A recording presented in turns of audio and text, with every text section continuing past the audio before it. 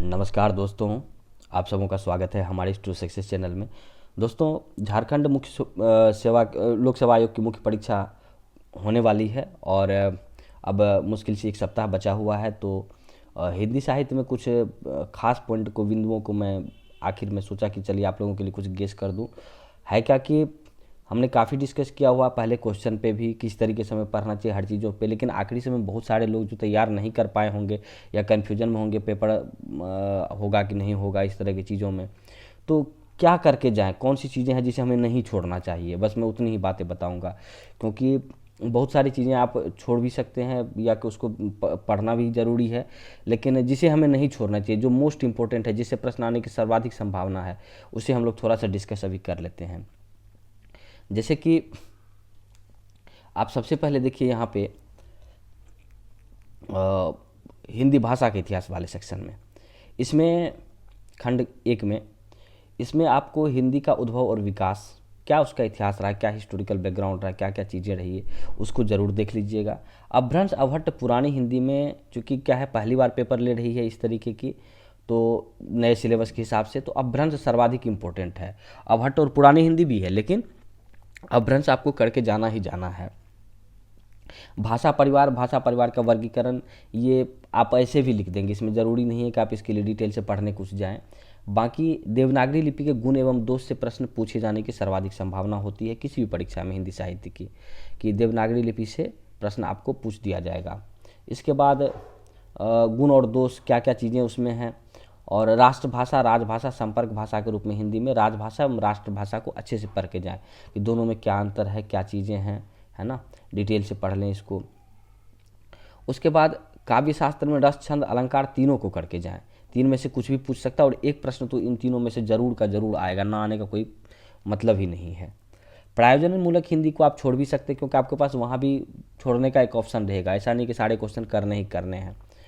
और व्याकरण की बात आती है तो व्याकरण में आप संज्ञा सर्वनाम क्रिया विशेषण कारक समास मुहावरे, ये सब सारी चीज़ें जो है बेसिक चीज़ें, ये आपको पता ही होगा, नहीं होगा तो एक नज़र आप इस पर ज़रूर डाल लें।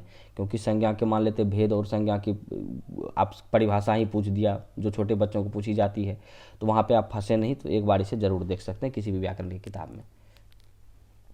हिंदी साहित्य के इतिहास वाले सेक्शन में जब बात करते हैं, भाषा के बाद इतिहास में चलते हैं, तो यहाँ सबसे महत्वपूर्ण हमारे लिए है लेखन की समस्या। हिंदी साहित्य इतिहास जो लिखा गया उसकी क्या समस्या, क्या परंपरा रही है, इसे ज़रूर देख लीजिएगा। उसमें क्या क्या कैसे कैसे शुरुआत हुई, कौन सी चीज़ें हुई, बाद में क्या चेंजेज आया, इस तरह की जो भी चीज़ें हैं उसे आप डिटेल में एक बार ज़रूर देख लीजिए। इसके बाद काल विभाजन बहुत इंपॉर्टेंट है कि काल विभाजन किस तरीके से हुआ, रामचंद्र शुक्ल जी या हजारी प्रसाद द्विवेदी या कि किस काल को सर्वाधिक उपयुक्त मान के किस तरीके से नामकरण को फाइनलाइज किया गया, उसको थोड़ा सा डिटेल में आप ज़रूर देख लीजिए। उसके बाद आदिकाल, भक्तिकाल, रीतिकाल, आधुनिक काल, इनमें भक्तिकाल सर्वाधिक इम्पोर्टेंट है, क्योंकि भक्तिकाल सभी कालों में आधुनिक काल को छोड़ दें तो सबसे ऐसे आदिकाल में आपको रासो साहित्य से क्वेश्चन लगातार पूछा जाता है और इम्पोर्टेंट है वो, आप रासो साहित्य चाहे तो ज़्यादा से ज़्यादा देख सकते हैं उसमें, लेकिन भक्ति काल को आप ठीक ठाक से देख लीजिए, कौन कौन से ज्ञानाश्रयी प्रेमाश्रयी शाखा है, कृष्ण भक्ति राम भक्ति है, कौन कौन से प्रमुख कवि हुए और क्या उसकी मूल रूप से प्रवृत्तियाँ रही, थोड़ी बहुत चीज़ें प्रवृत्तियों पर खास करके इस पर ध्यान दें। क्योंकि साहित्य के इतिहास वाले सेक्शन में जब भी प्रश्न पूछा जाता है प्रवृत्तियों पर प्रश्न पूछा जाता है कि आदिकाल की प्रमुख प्रवृत्तियों को बताएं, भक्ति काल की प्रमुख प्रवृत्तियों को बताएं।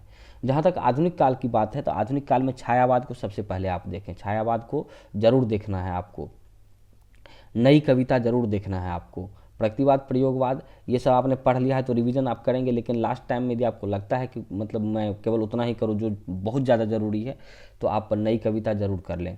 उसके बाद गद्य का उद्भव एवं विकास पे आप थोड़ा सा देखना चाहे देख सकते, लेकिन कहानी उपन्यास नाटक में से एक तीनों में से किसी न किसी के बारे में आपसे प्रश्न पूछ दिया जाएगा, उसका विकास या उनके क्या क्या तत्व होते हैं उस पर प्रश्न एक बनाया जा सकता है। इसके बाद संस्मरण रेखाचित्र रिपोर्टाज, इसमें से एक प्रश्न पूछे जाने की, रिपोर्टाज को हटा दीजिए आप, लेकिन संस्मरण रेखाचित्र में एक प्रश्न पूछा जाएगा, इसकी संभावना काफ़ी ज़्यादा है।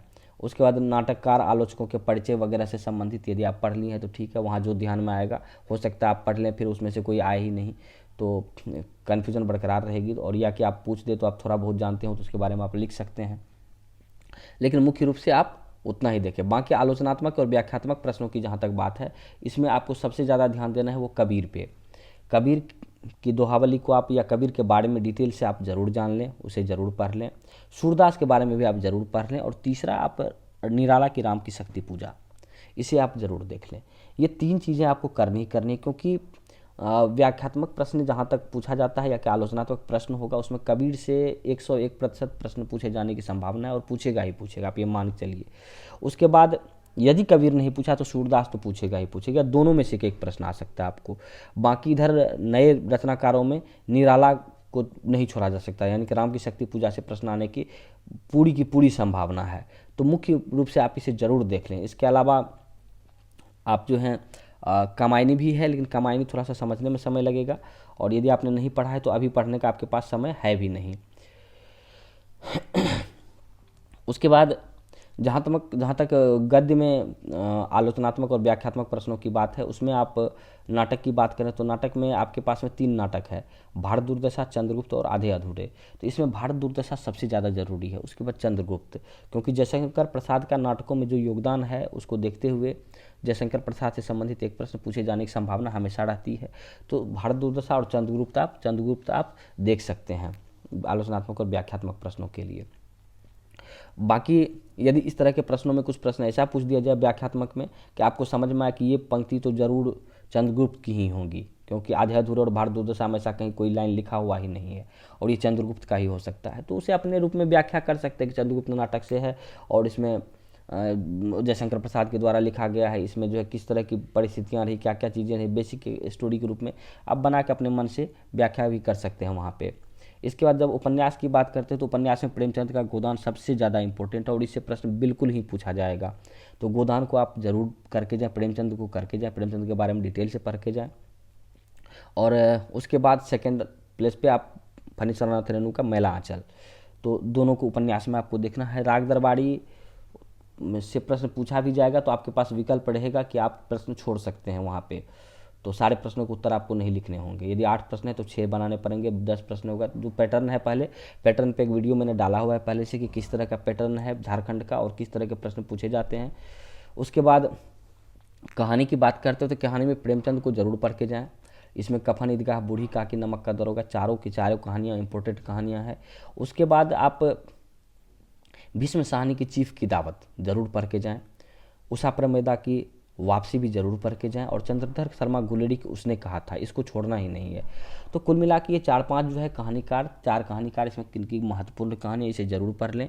और निबंध की जहाँ तक बात आती है, निबंध आप लिख ही देंगे। निबंध लिखने के लिए कुछ भी किसी भी सब्जेक्ट पे टॉपिक पे आता है तो आप उसे कर लेंगे अच्छे से।